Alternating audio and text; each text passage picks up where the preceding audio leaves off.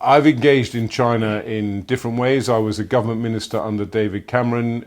He was our prime minister between 2010 and 2016. So I went to China, I think, 3 times as a minister, only to Beijing, to meet my opposite numbers, Chinese ministers, covering the same portfolios that I did, which included culture, it included technology, and it included telecoms. So, for example, I dealt a lot with Huawei. So that was the first phase of my engagement with China. And it was the first time I went to China, by the way. I think that's worth noting. I would have been in my early 40s. Now, in my mid-50s, as it were, I'm going to China again as a businessman. So I have a business career working with a company called New Horizon. We work to encourage Chinese companies to invest in the UK and British companies to invest in China. So I've been 3 times now to China with that company. I've been to Beijing, Shanghai for the first time, and to Hainan for the first time as well. Basically, your position has changed from the culture minister about 15 years ago to now a business professional, and you are visiting China more frequently than before. I would like to talk about the UK's approach towards China from the golden era when you served under the former Prime Minister, now to a reset. How do you see the change, and do you think the UK has a consistent approach towards China, or it is still searching for one? I think it's a really complicated question you've asked. I was a minister in a government that very much wanted to do business with China. And we had a perfectly good 5 or 6 year period when I was a minister where we really engaged with China. And I think that was, from my perspective, unequivocally a good thing. We had Huawei as a provider in the UK. I was the minister responsible for engaging with Huawei. If we ever had any concerns with Huawei, we could address them very rapidly. It was all fine. And as I say, President Xi came over. He had a big visit here. He visited the local pub to the Prime Minister's country house. You know,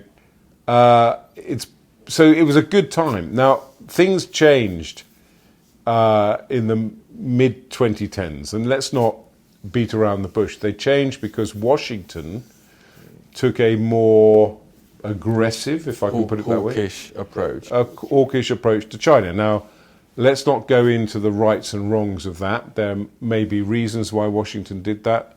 They may have been the right reasons from Washington's perspective. They may have been the wrong reasons. But nevertheless, we are a close ally of Washington. And the UK, it's difficult for the UK to act completely independently of what Washington wants to do.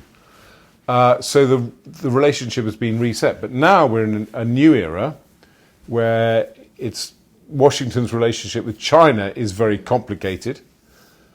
But I think there is an opportunity for the UK to reset its relationship with China. I think it's clear that our current Prime Minister, Keir Starmer, wants to do that. He has been over, his finance minister has been over, other ministers have been over. When I was last in China, there was an important trade minister was over. The UK was being celebrated at an expo. There are thousands of British companies with presence in China. I think let's just have a normal relationship with China as a trading partner.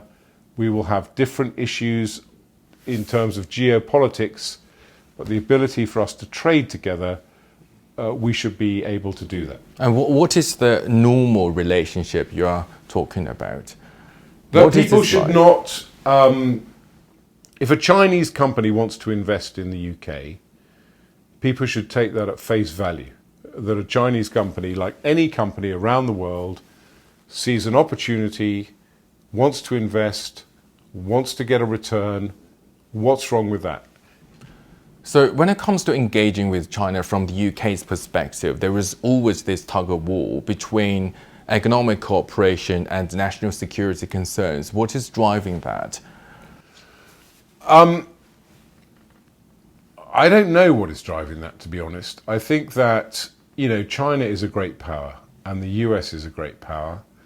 and there is, as a consequence, competition. Do you think it's domestic politics because different parties, they don't really see eye to eye when it comes to some certain issues? I think that there are certain politicians in the UK who take a very strong and sceptical view of China. That is their right. I don't necessarily agree with them. They are the ones who say the British should be cautious in their dealings with China. They are the ones who, with hindsight, perhaps disapproved of David Cameron's engagement with China. I don't agree with them, but we live in a free country. They are prepared to say what they think, and it's important that they are able to speak out. So they do affect, to a certain extent, the climate, because they will be very quick to react to anything that involves a Chinese company investing or whatever. I want to go back to Huawei because you worked a lot with that company. What really happened that Huawei was ripped out of the 5G infrastructure in the UK? Well, it happened after I'd stopped being a minister, but we had a protocol with Huawei where we were able to test the Huawei equipment if people raised any concerns about it in terms of our critical national infrastructure. We were able to test it. We were able to, as far as I was concerned, assure ourselves that that equipment was okay, reliable.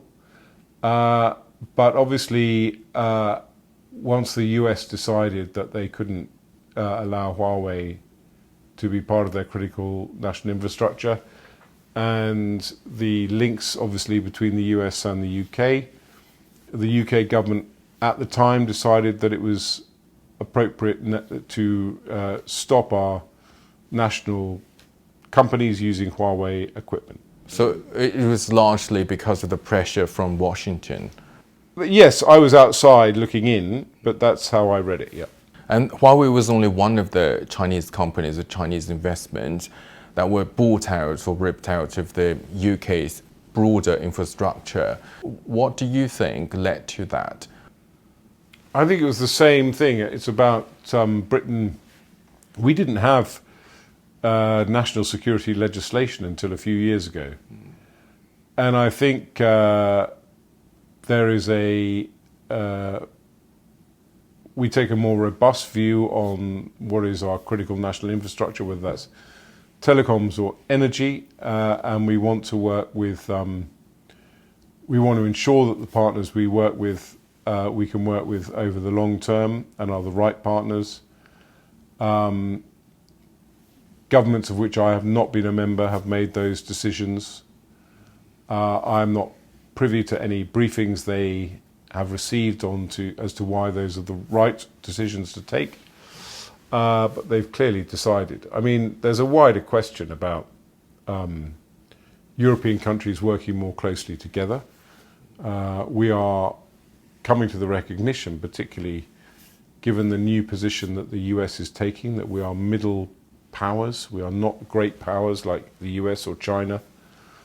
And therefore, the more that we can work together as Europeans, perhaps the more impact we can have as middle countries. But I don't know what lay behind those decisions. Some of them may have been straightforwardly commercial decisions. Countries like ours should be in a position where we want to have a normal, straightforward, non-dramatic trading relationship with China, one of the largest economies in the world, very technologically advanced, strong education and cultural links with the UK. We have traded very deeply with the US for decades.